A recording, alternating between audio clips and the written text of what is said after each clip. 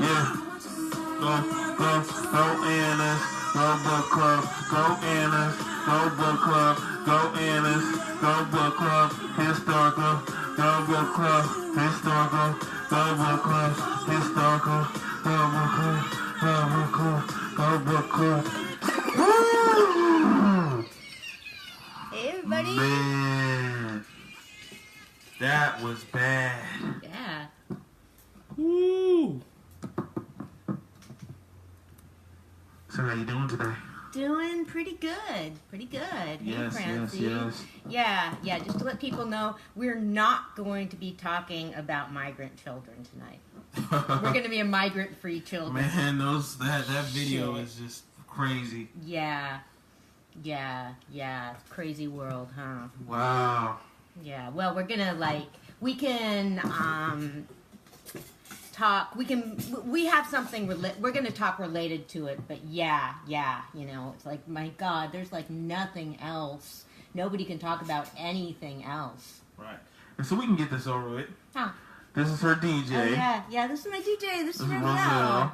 So everybody knows who I am. I'm the one on the side. The only reason why I'm not on the camera all the time is because I'm working the volumes and the music and all that stuff. Yeah, but DJ we're going to get, a cool, studio and stuff, all set up. We're going to hook it up. It's going to be tight. Yeah, and it's part of, eventually we'll be more set up so that, so that we both show up in the screen and all that. Right. But yeah, if you're a friend of Roselle's and want to gift him some more tables and stuff. I'll take them. Yeah. I don't know, man. If we had too many tables, we definitely wouldn't be able to move in. No, but it's like the height of this isn't very good. You mean a higher? You want to go higher on the table or lower? Not sure. Just want to mess around with it. Gotcha. I don't know if they have tables. Fine. That would be hard to get a table high. This is pretty high. Yeah. For a table. Yeah. It's fine. So we we'll make see. it work. Yes, definitely.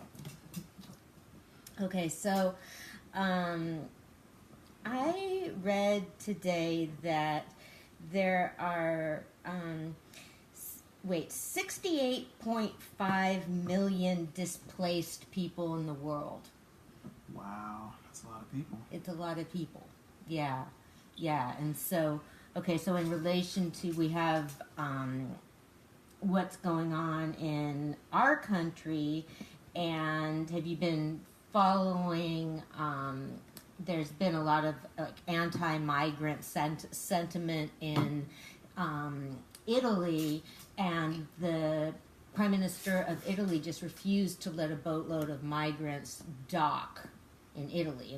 In Italy. Wow. So there's 3,000 of them. So they needed to go to Spain, and I mean, it was people that really needed medical treatment. So I don't know. It's just this worldwide thing of people trying to get someplace and other people trying not to let them in. I mean, we have the state of Israel kicking people out. We have Hungary, the country of Hungary, taxing non-governmental organizations that help migrants. Yeah. There's people putting up fences, and I'm just like, shit. It must be, but with all of them, hey Brenda, with all of them, I mean, the world must be pretty bad. Okay, what are they going away from? How bad is it to go put themselves through this and be treated this way? Yeah. I don't know, man. Yeah. Well, I know on this end, I know Mexico's pretty bad.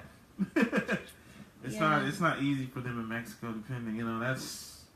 That's craziness over there. So I personally, I don't know how people go over there as tourists. I couldn't do it. Really? You've never been to Mexico? I've never been to Mexico. And the older I get, the more I wouldn't go. The more you don't want to go? I probably would have braved it as a kid. Yeah. Yeah, sure. But actually, it probably would have been worse as a kid than me going now. Because at least I'm an adult now, so I could kind of, you know what I'm saying? But, man, I don't know. I couldn't do it, man. I hear too many stories. Man. I was talking about like going through Turkey by myself when I was young. I went through Mexico by myself too Oh, when so I you was did young. it. You have been Yeah. to Mexico. Oh, Yeah, I went to Mexico several times. I couldn't do it. I couldn't. I mean, how was it for you?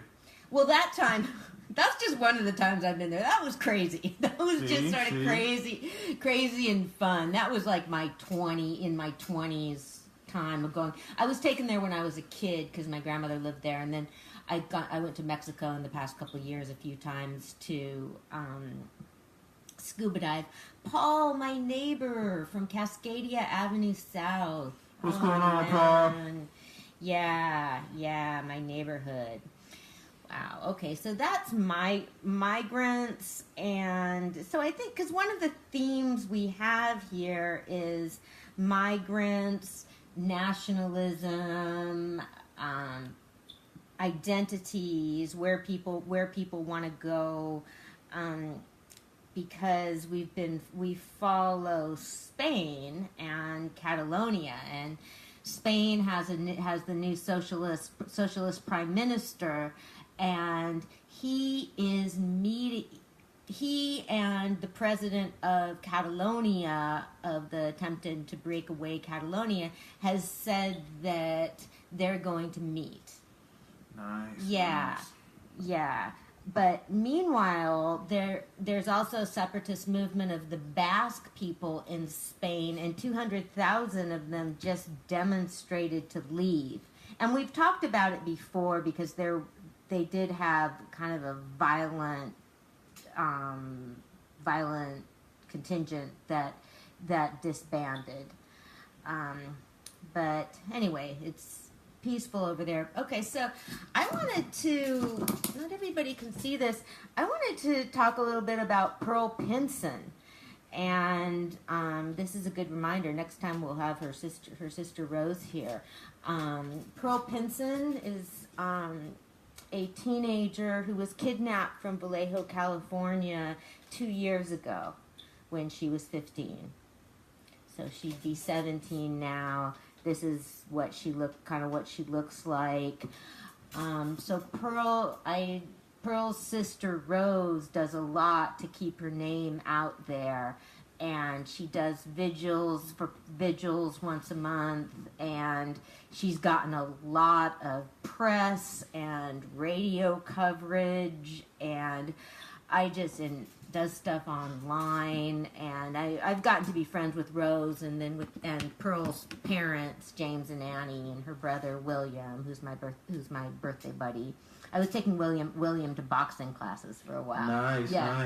Yeah. So, I mean, I never thought I would meet and get to be friends with, or have any closeness to a kidnapping. I mean, that's so weird. Yeah, Everybody man, it happens. It happens. Yeah. And nowadays, it seems like it's happening more frequently. So. Yeah, but okay. So so we don't. I mean, so this is radio for the. I mean, everybody who's watching my Facebook already knows it. But okay, but this is radio for the world. If you're out there and you know who Pearl Pinson is, if you've seen her, if you think you can, if you think you've seen her, contact the Find Pearl Pinson and Where's Pearl Pinson on Facebook. I'll pop the number up in a little bit. There's a $10,000 reward for information leading to Pearl, and yeah, let's all look out for each other, and let's all the guy that kidnapped. Okay, the tip line is 925-812-2059. That's 925-812-2059. Okay, so yeah, if you know anything, and the person that kidnapped Pearl was named Fernando Castro, and he was a Vallejo resident. We know he took Pearl, and he was killed in a shootout with police. So he took that secret with him. Wow. Yeah. And we'll make sure to mention the number a few times throughout the show. So We will. We'll have the numbers, and once again, it's www.radiofortheworld.com. And if you can't figure out the information, you can always, there's a number on there you can call. Yeah. Or you can message one of us there, and we'll get back to you. And it's on here, Anna Bergman. This is a public video. Yes. And then so we're on here every 2 weeks. And so Rose, if you want to come on next time and talk about your sister, we'd love to have you. Yes, we'd love it. So, okay, so we're... Yikes. This is a podcast that I listen to. It's a radio show called Benson and Harf with this woman who I like a lot named Marie Harf. She's really smart, and she's smart. And so she's a Democrat, and she does a show on Fox Radio with this guy named Guy Benson, who's a Republican. So it's good because it's like respectful, smart conversation. Pearl's case is still an open investigation. Tips are always coming in, and police are always following up on every tip that comes in. And yes, I know that. I've spoken with the detective on Pearl's case, and he is a good man. He is always thinking about this. And there's a private investigator too. And there's a lot of people passing out flyers, keeping their eyes open, prayers, just everything. So, yes, Pearl, if you're watching this, we'll get you. We'll find you. Okay, so we've got the displaced people, and one of the things that the countries that, all right, yeah, cool, Rosie, honey, I will send you the message, 2 weeks. Rose is something, man. I have a lot of Rose is something. I'm sorry that it took something so sad for me to meet the Pinsons, but I'm glad to know them. So, yeah, we'll work it out. So, we've been following events in Congo, the Democratic Republic of Congo. It's kind of one of the things that we're interested in here. And a serious issue right now is that they're trying to stave off Ebola. And to my understanding, there has not been new cases reported, which is good. Hopefully enough was learned in the last Ebola epidemic that they've been able to contain it. But there was just a big rally for, Moise Katumbi. And one of those names I've seen millions of times and don't quite know how to pronounce, who's an opposition leader in exile, and who's campaigning for president, and he's accused of hiring foreign mercenaries and business irregularities. But there was just a big demonstration for him. I don't know where he's in exile. It doesn't, but he's been gone for 2 years. They maybe won't say. So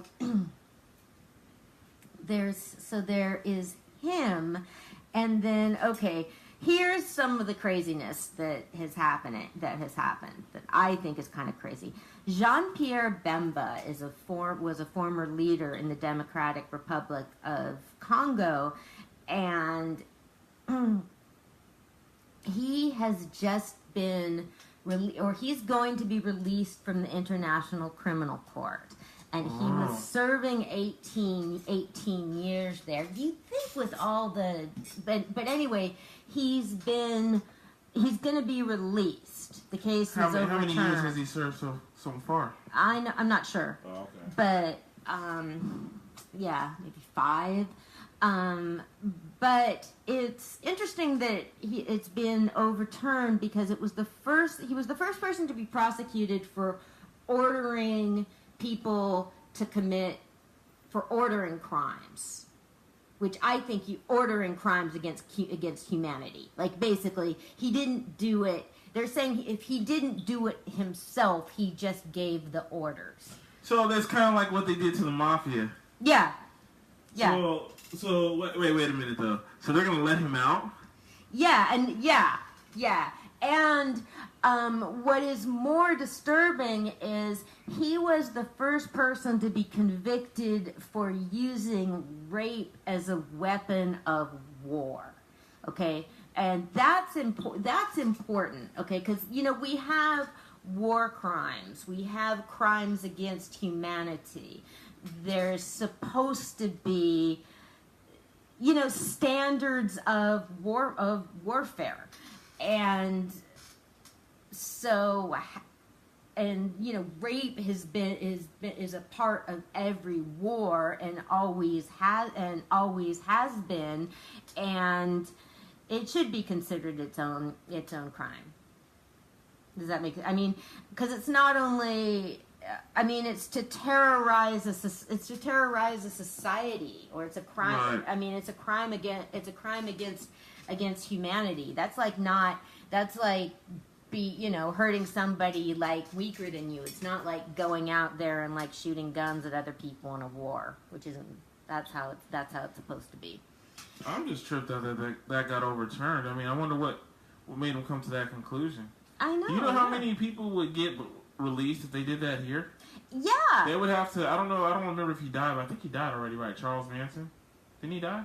Yeah, he did. He did. Okay. Yeah. They would have had to release him if that was the case. Yeah. Because he technically didn't do it, even though he kind of ordered the stuff to be done. He didn't do it. So that's just weird, man. Imagine all the mafia they would have had to let go and. Woo. Yeah. Yeah, I mean, it's just not right. It's supposed to be, everybody should be accountable. He had a private army and 5,000 victims testified. Okay, wow. So you have 5,000 people saying this guy is responsible. So, yeah, he's the former vice president of Congo. So now he might be able to run again, for office. Oh boy. Yeah.